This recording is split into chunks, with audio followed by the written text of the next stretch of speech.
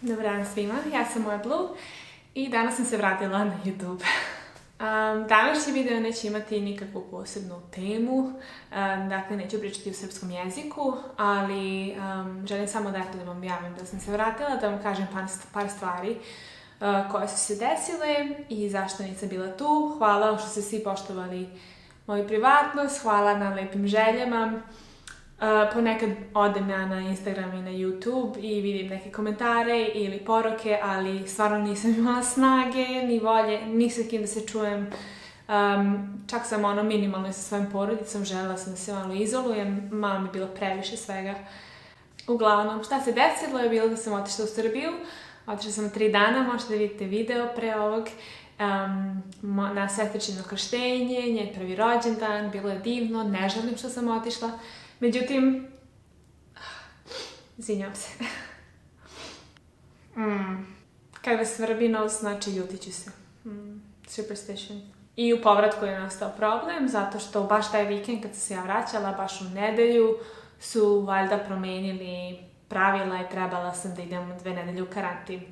Na granici mi niko to nije rekao, odnosno na granici su me pitali da li radim od kuće, pitali su me koliko dana sam bila u Srbiji, ja sam u Srbiji bila 3 dana, radim od kuće i rekli su mi da ne treba nikome da se javim, samo da ništa, to je to, niti karantin, ni ništa.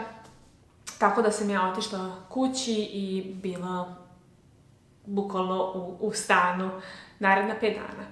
Međutim, pošto mi niko nije rekao da moram budem u karantinu, ni da se prijavim, ja sam u petak ujutru otišla na pola sata na fakultet. Trebala sam samo nešto da potpišem i onda samo sam se javila mojim nekim kolegama, odnosno sekretarici, jednoj koleginici i ništa, onda sam otišla kući. I onda sam oko 12 popodne dobila poziv od Gesundheitsamt, to je kao neko njihovo tamo zdravstvo, kojima sam inače ja trebala da se javim da sam bila u Srbiji, zato što je rizična zemlja. Tako da, ono što se desilo je da su me oni bili zvali i rekli su mi da je u avionu bila neka osoba koja je testirala pozitivno na virus, naravno na koronu. I ništa, pitali su me par pitanja gde sam sedela i sve to. U suštini nisam došla u kontakt s tom osobom, nisam imala nikog pored sebe u redu, tako da je, što se toga tiče, bilo okej. Ali vrlo moguće da sam mogla da budem pozitivna na virus.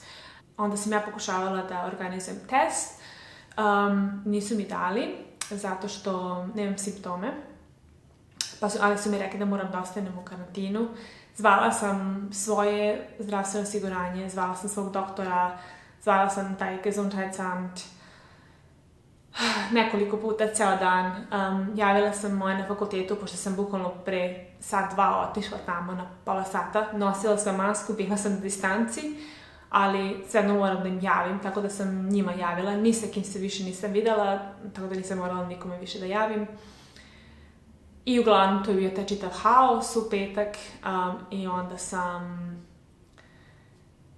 onda nam je došao u posjetu tata od mog dečka.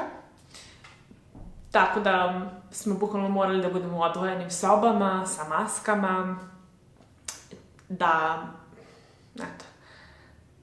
ga ne bi zarazila ukoliko imam virus.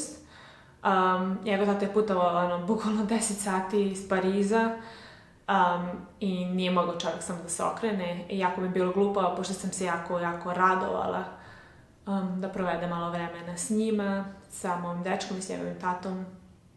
Meni je porodica jako bitna, tako da mi je bilo bitno da budem i s njima. Tako da mi je to definitivno jako teško palo. I onda došao ponedeljak, kad sam dobila mail od mog profesora koji mi je javio da nisam smela da se pojavim na fakultetu i da ću morati da javi nadležne na fakultetu, odnosno ja moram njima da se javim, da vidimo koje će biti posljedice. Posljedice mogu da budu da ne budem plaćena do kraja mog ugovora i naravno mogu da budu legalne posljedice, pretpostavljam da nešto moram da platim ili šta već.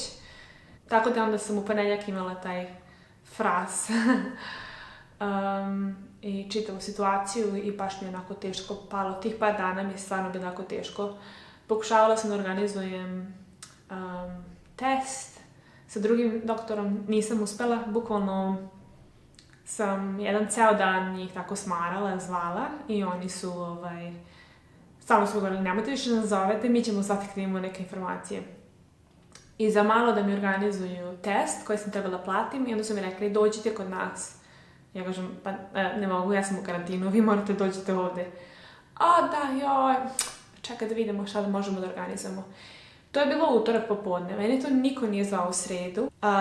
Ja nisam znala šta da radim, na kraju sam rešila da pustim, tako da nisam mogla da organizujem test uopšte. Ono što mislim da ću da uradim je, sad mi već danas je posljednji dan karantina, ništa ostajem ovde, ne pomeram se, ali ću najverovatnije da uradim onaj test na antitela.